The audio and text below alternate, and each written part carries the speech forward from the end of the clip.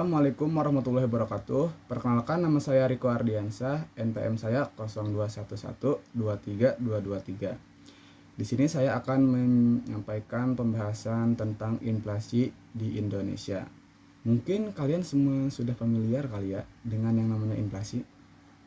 Secara singkatnya, inflasi itu menurunnya nilai mata uang atau kenaikan harga barang dan jasa naik terus-menerus.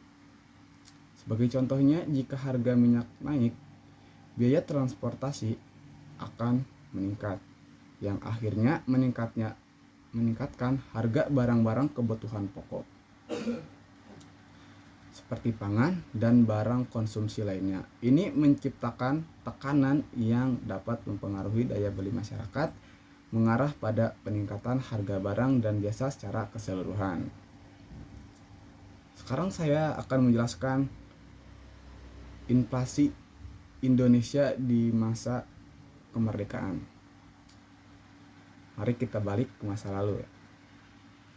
Tentang inflasi Indonesia pada era Orde Lama di bawah pimpinan Presiden Soekarno. Indonesia mengalami 3 fase perekonomian, yaitu penataan ekonomi pasca kemerdekaan, memperkuat pilar ekonomi, dan krisis yang mengakibatkan inflasi pada awal kemerdekaan. Kondisi perekonomian Indonesia memang sangat buruk. Hal ini dibuktikan pada tahun 1950 ketika biaya hidup masyarakat meningkat hingga 100%. Menurut hasil pengukuran Badan Pusat Statistik, pertumbuhan ekonomi Indonesia berhasil mencapai 5,74% hingga tahun 1962. Setahun kemudian, 1963, pertumbuhan ekonomi Indonesia menurun menjadi 2,24%. Akibatnya, anggaran pendapatan dan belanja nasional atau APBN mengalami defisit. Hal ini kemudian mengakibatkan terjadinya inflasi yang tinggi atau dengan kata lain hyperinflasi yang mencapai hingga 600% pada tahun 1965. Nah, sekarang kita masuk ke 2024. Menurut BPS, pada tahun 2024 tingkat inflasi di Indonesia diproyeksikan pada dalam kisaran target Bank Indonesia, yaitu 2,5%, dengan rata-rata sekitar 3,17%. Inflasi tetap terkendali karena beberapa faktor, termasuk kebijakan moneter yang stabil dan sinergi antar Bank Indonesia dan pemerintah dalam menjaga pasokan pangan dan stabil harga energi. Dengan adanya sinergi antara kebijakan moneter dan pengendalian inflasi yang terkoordinasi di tingkat daerah, inflasi di Indonesia pada tahun 2024 diharapkan tetap berada dalam batas yang terkendali. Bagaimana kita menghadapi inflasi yang akan mendatang?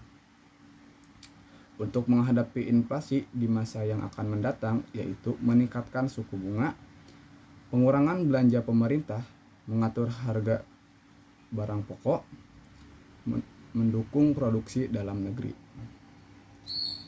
Menaikkan suku bunga, yaitu bank sentral dapat menaikkan suku bunga untuk mengurangi jumlah uang yang beredar. Hal ini dapat mengurangi permintaan agregat dan menekan inflasi. Contohnya, Bank Indonesia menaikkan suku bunga dengan acuan dalam beberapa tahun terakhir untuk mengendalikan inflasi yang disebabkan oleh kenaikan harga barang, pangan, dan energi.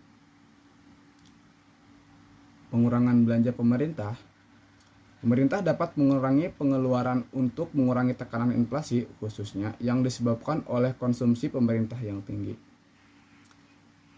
Nah, sini ada mengatur harga barang pokok. Pemerintah dapat menetapkan harga maksimum untuk barang-barang kebutuhan pokok untuk mencegah lonjakan harga yang dapat memperburuk inflasi.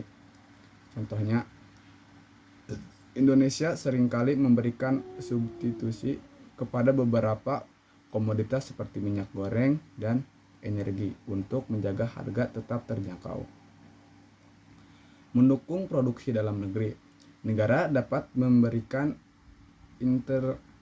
insentif bagi sektor-sektor yang memproduksi barang-barang kebutuhan pokok untuk meningkatkan pasokan dan menurunkan tekanan harga. Contohnya, memberikan subsidi pupuk kepada petani. Oke, segini saja yang bisa saya sampaikan tentang inflasi. Kurang lebihnya kita bahas di waktu yang lain. See you the next video. Bye bye.